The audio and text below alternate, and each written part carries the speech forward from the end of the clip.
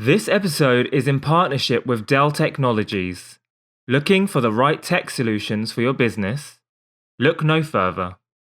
You go the distance for your business, so do we.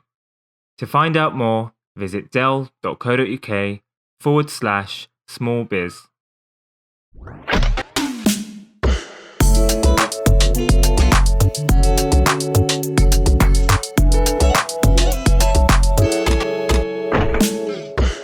Welcome to the latest First Voice monthly roundup podcast brought to you by First Voice magazine, the official flagship magazine of the Federation of Small Businesses, and the go-to podcast for news, tips, and important information for small businesses and the self-employed. This episode is our March Small Business Roundup, in which we will take a look back at some of the important issues you need to be aware of from the past month, and a quick look at anything important on the radar in the coming weeks. To help me do that, I'm pleased to say I'm joined by three guests to update us on three different big issues. And they are David Perry, Managing Director of FSB Insurance Service, who will talk us through some current issues around obtaining insurance for small businesses. Paul Wilson, Policy Director at FSB, who will chat to us about the further easing of COVID restrictions in England. And James Sibley, Head of International Affairs at FSB, who will set out some of the pressures facing small businesses 1 year on from the UK entering into the UK-EU Free Trade Agreement. Thanks very much for joining us, all of you. David, I'd like to start with you, if I may. Obviously, we've seen a number of really powerful storms across the UK this past couple of weeks, which will likely have caused a fair bit of damage to a lot of UK small businesses, and that's brought into focus this issue of small business insurance. Now, obtaining small business insurance might seem like a pretty straightforward process, but that's not quite the case, is it? What are some of the issues in play in the insurance market right now? Yeah, that's right, John. I think one of the things that lots of people are hearing often at the moment is the expression that at the moment the insurance market is hard. There's a hard market. And I thought I'd just explain very briefly what that's all about. A soft market, like in many situations, in many marketplaces where it's dependent on capacity, on capital, on investors coming in and getting involved. In a soft market, premiums are very competitive. There are lots of players, lots of people trying to get your business, and it gets to the point where premiums drop, claims start to rise. There are too many claims for the premium that's coming in, so capacity starts to pull away. Premium rises again. They start to get very, very high, and then suddenly claims peak. And people start to make profits again. So you go past a hardening of the market, insurers come back in, and it all starts again. Now, in the past, that cycle has lasted 3 or 4 years.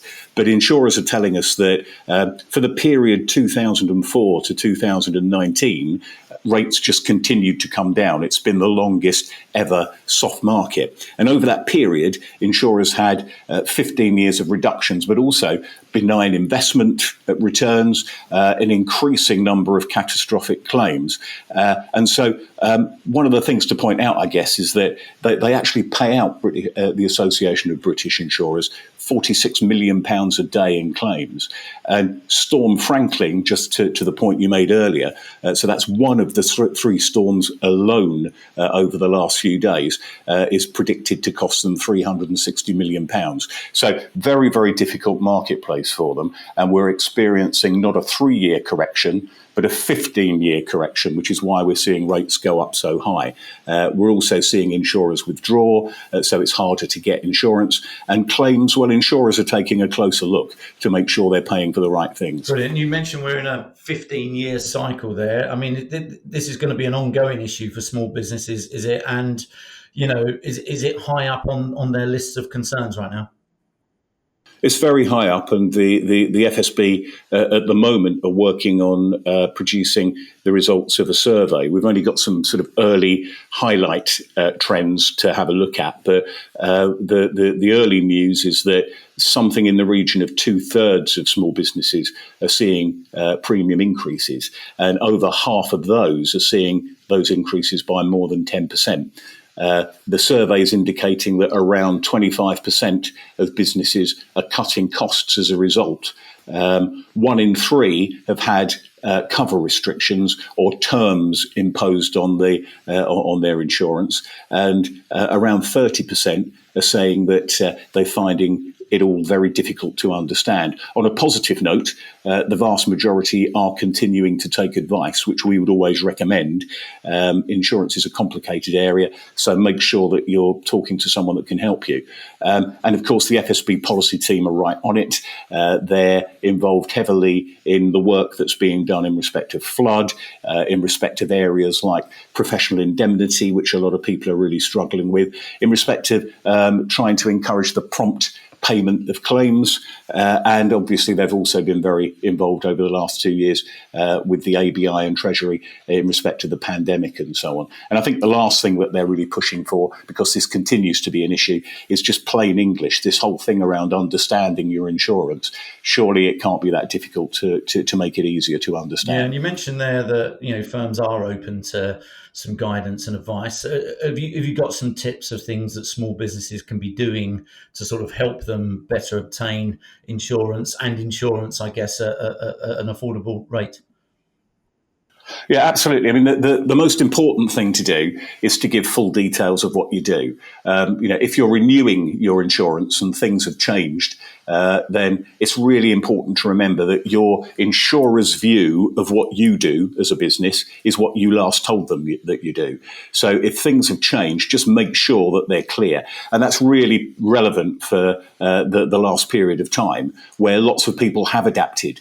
Small firms are resilient and they're working hard to make sure that they survive. So we've got all of the things that are in the press at the moment, like lots of people working from home. Remember that you're still responsible for your liabilities, you're still responsible for your equipment. Cyber cover, also really important, obviously, with people working in the cloud. You may have been a premises-based business that's now delivering things. You may be a manufacturer that's now having to go straight to market direct. You could be a business that has previously worked from a fixed site and people that have come to you, but you've gone global. The internet's a wonderful thing. People are selling much more broadly from a geographical point of view, which means that when you look at your policy, you have to look at things like where your geographical limits are, where are you allowed to sell, but also very importantly, jurisdiction, which talks about where the legal element of the policy will operate. So there are all sorts of things that you need to think about when providing the information to your insurers, but also very quickly just looking out for some of these extra terms and conditions. So, quick list for you. Higher excesses. The excess is the bit of the claim that you might pay. Reduced limit of indemnity. This is where, for example, with public liability, you might have previously had £5 million, could be reduced to 2. Inner limits. So you might now have a 2 million limit of indemnity, but in respect of certain things that you do, that's reduced. Having your limit changed from any one claim to in the aggregate. So any one claim, as the name suggests, means that during the period of insurance, any one claim that you have will go up to your limit. In the aggregate means that you can only have your limit in the whole period. Alarm and security warranties, have a look at those. Flood restrictions are getting tighter as the technology improves, and look out for conditions like stillage, where you're going to be required to have stock and equipment raised above a certain level in your premises. Okay, so just one final thing on insurance before we move on. You're part of FSB Insurance Service, which is a big part of the FSB offering. Not all of our listeners will know about that service or what it does. Can you give us a quick overview of that? Yes, certainly. I mean, the key thing that the FSB Insurance Service does is provide an advice line for FSB members. So when you register with it, there are a number of benefits, and we are obviously a fully authorised broker as well. But the key benefit is that if FSB members need a bit of insurance advice on any of this stuff, then they can ring us and we'll provide it for them. That's great. Brilliant. Thanks, David. I want to move on to another big event from February, which was the news from the government that from 1st of April in England, we will see an end to all remaining domestic COVID-19 restrictions in law and a shift to people instead being expected to exercise personal responsibility. Paul Wilson, I'll come to you if I may. What's FSB's response to this? Is it a welcome move? Morning, John. So I think there are definitely some things to welcome in the government's announcement, but there are a number of things that still remain uncertain as well. So the first thing to emphasise is that from yesterday, the legal requirement to self-isolate in England ended. Also, the requirement to inform your employer when you have COVID ends too. Now, that's been replaced with advice from the government to continue to self-isolate if you have COVID. And while I guess on the one hand it's encouraging that case levels are dropping and legal requirements can be relaxed, the advice does leave employers in a less certain position. Now, looking forward, we know that on the 1st of April, government will be producing more guidance on this. And we very much hope that that will provide some long-term clarity, but a month is a long time to wait. Now, another thing to focus on is free mass testing, which I think has been a really important and big help during the course of the pandemic. That's going to come to an end on the 1st of April. So there's obviously then a risk that people will test less as a result due to the additional cost, and that is a concern. I'm going to talk quickly about respecting house rules, which is something that FSB has been really strong on throughout the pandemic, and I would continue to emphasise it. There have been times where, even though, say, restrictions haven't been required by law, it has been up to small businesses to ask customers to, for example, wear a mask if they're able to do so and don't have an exemption. And what I would say is it's really important that customers continue to respect the house rules that a small business owner puts in place, which are often there to keep themselves, their staff, and their customers safe. And then the last change that I draw attention to is around statutory sick pay. When Omicron emerged in December, FSB really pushed the need to reintroduce a statutory sick pay rebate to help small businesses manage the costs of COVID sickness absence. And I'm delighted that the Chancellor did listen to us and he did introduce that. And that's meant that when a member of staff has had to isolate with COVID, the employer can claim back 2 weeks of sick pay, but that is due to come to an end as well. So the last date for absences that will be covered by the rebate will be the 17th of March. The last date for claiming will be the 24th of March. Now, FSB thinks it's wrong for this rebate to end. It's good that people take time off sick when they're unwell rather than coming into work and passing things on. And it's good that small firms do so much to support them to do this. Neither group should face a financial penalty for doing the right thing. And at the moment, we estimate that the average cost of sickness absence is around $3,500 a year for a small firm. So what we're calling on the government to do is actually to expand and extend the statutory sick pay rebate. So rather than just covering COVID, it actually covers a broad range of absences. Otherwise, it's yet another cost for small businesses on top of a range of other cost pressures that they're facing at the moment. Yeah, and there's the message here that, just because restrictions are ending, it doesn't mean that it automatically removes all the pressure from small businesses, which face ongoing disruption and other financial pressures, don't they? Well, that's absolutely right. Small businesses have faced 2 years of disruption and COVID-related costs now. A number were in debt before the pandemic and many more took on further debt in the form of, for example, bounce back loans in the first year of the pandemic. But when they took on those loans, they were hoping that the pandemic might be over in a few months' time. I think we all optimistically held that view at first. Last year, we surveyed FSB members, and 37% of those with debt said it felt unmanageable to them, just to show a degree of some of the sort of debt pressure that they're under. And now we're 2 years into the pandemic, hopefully, touch wood, coming out of it. But unfortunately, many small businesses have had a really disappointing last quarter, really disappointing Christmas season, due principally to the Omicron variant and the reduction in consumer demand that we saw. We run a quarterly confidence survey of our members, and over the last 3 quarters, we've seen drops in confidence, particularly bad for retail and for hospitality. And I think the other thing that, is tough for the small business community at the moment is just the wide range of cost pressures that they face. In our last confidence survey, 78% reported increased costs in the last quarter. Now, we ask that question every quarter, and we have done for about 7 years, and that is the highest response we've ever had to it. And it's not driven by any single thing. There's a range of factors there. energy costs are going up, fuel costs are going up, input costs are going up, labour, and then there's regulation and tax, the things that are always there.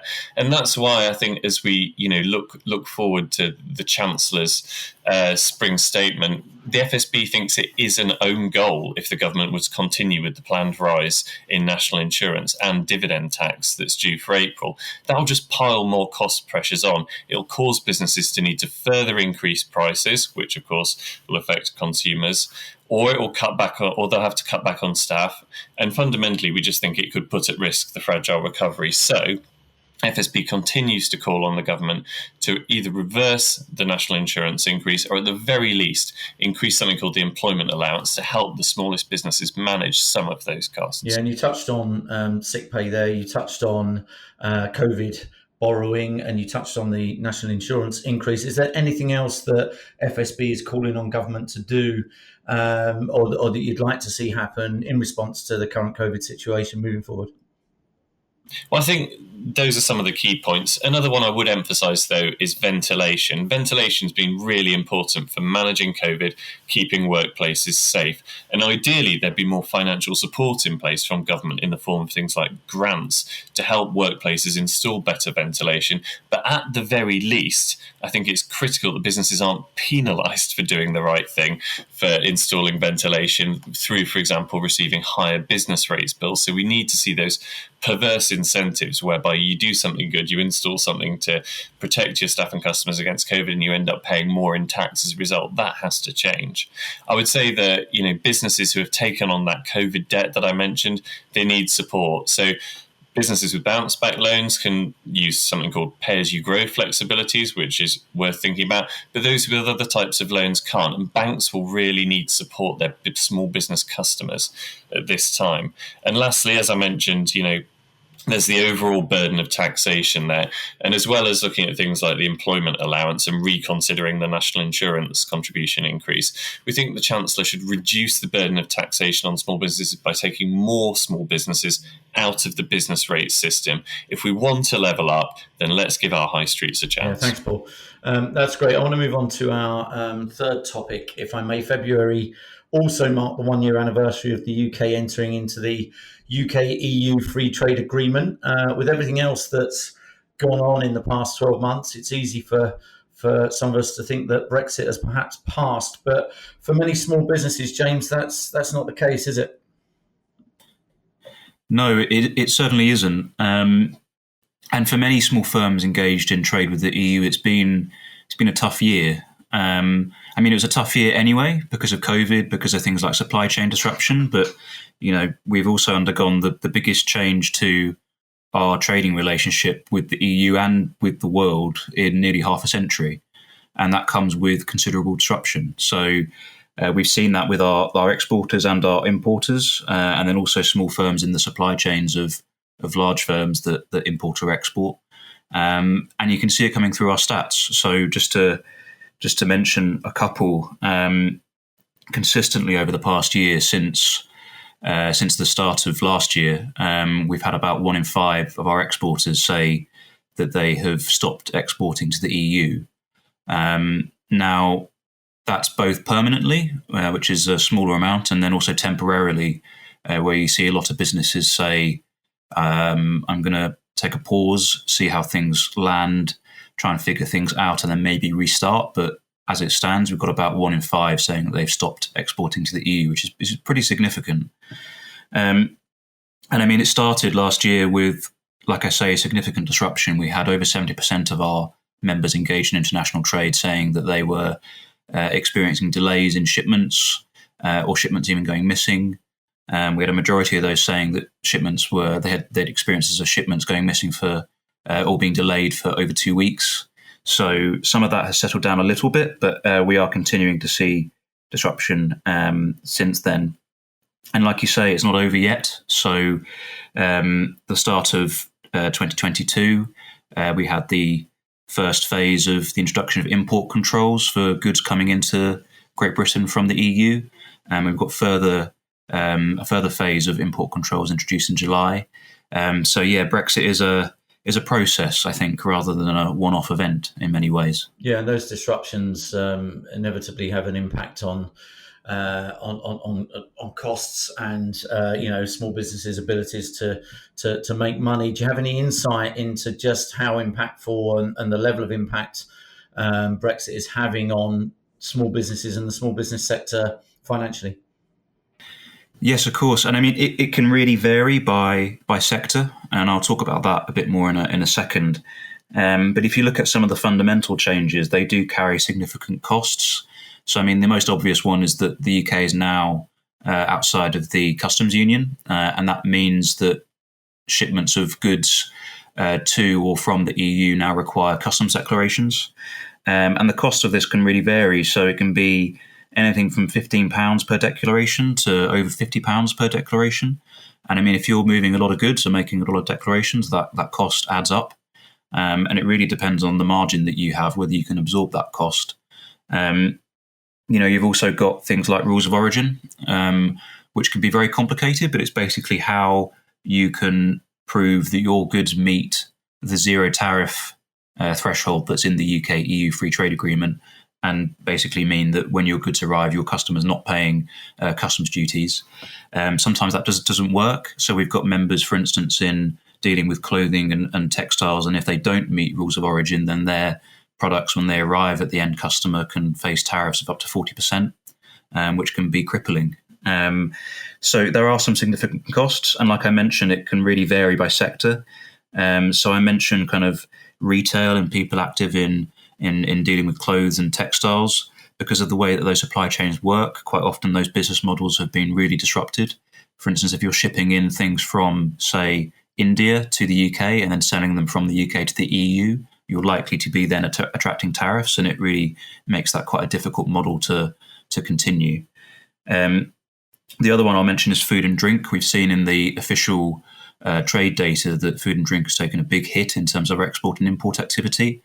And that can vary. I mean, there's some sectors such as we have a member who sells seed potatoes, and essentially the sale of seed potatoes into the EU is banned, so he no longer can export to the EU.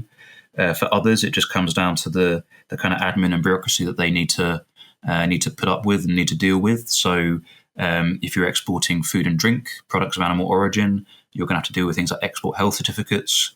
You're going to have to deal with things like your goods being inspected at the border by a vet. All these things carry costs. So it can vary by sector. I know that many small firms are trying to adapt, but it really depends, like I say, on their margin, their cash flow, their reserves, as to how they've been able to deal and handle some of these costs. And just finally, I mean, there are some niche costs that really are a bit eye-watering. So, I mean, I was speaking to a member who their business is wedding photography, and they often will go and do weddings in, Tuscany or the south of France, whatever it might be for the client.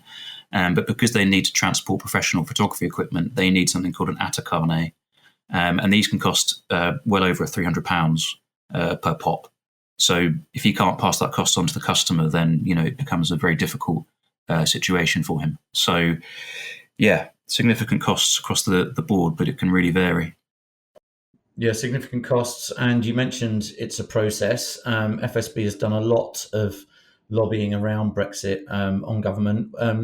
What are you calling on government to do going forward from here? So there are a few things that we'd like to see. The first is actually kind of a repeat of something that we actually successfully argued last year. So last year we had the introduction of the SME Brexit Support Fund.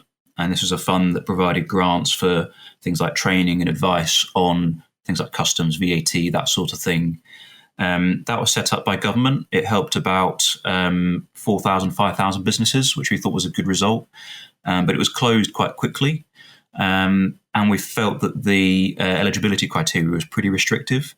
So we'd like to see that brought back and made available more widely, so that small firms can get this kind of advice that they need to adapt to these changes.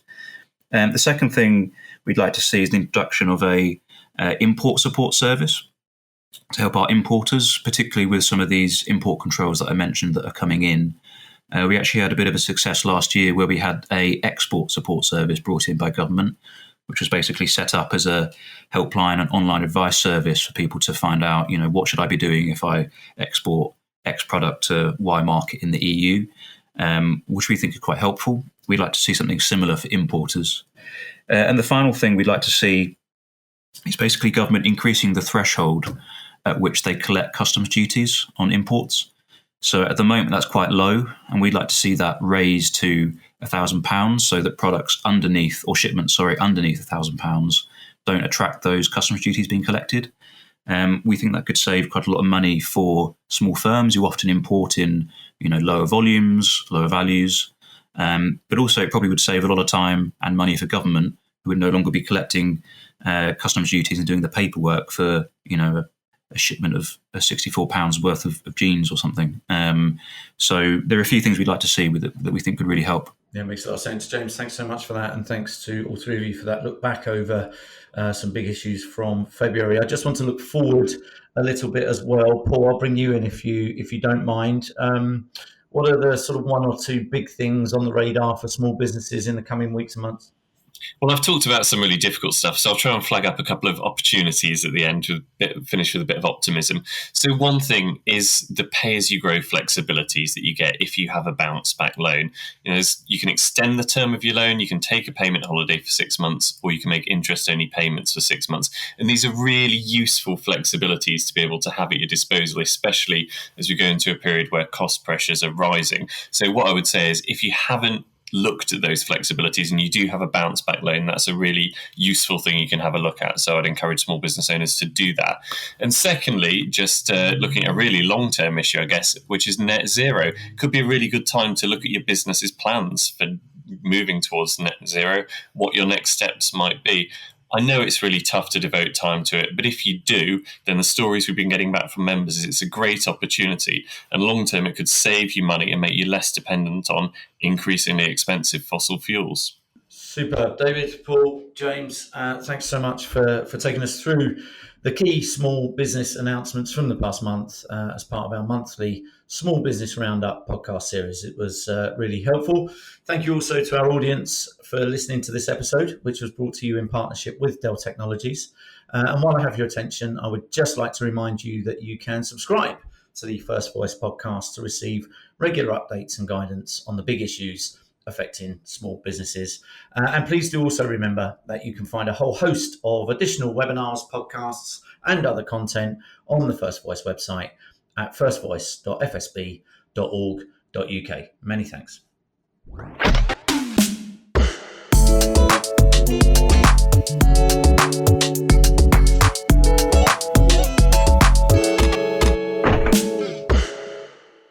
This episode is in partnership with Dell Technologies.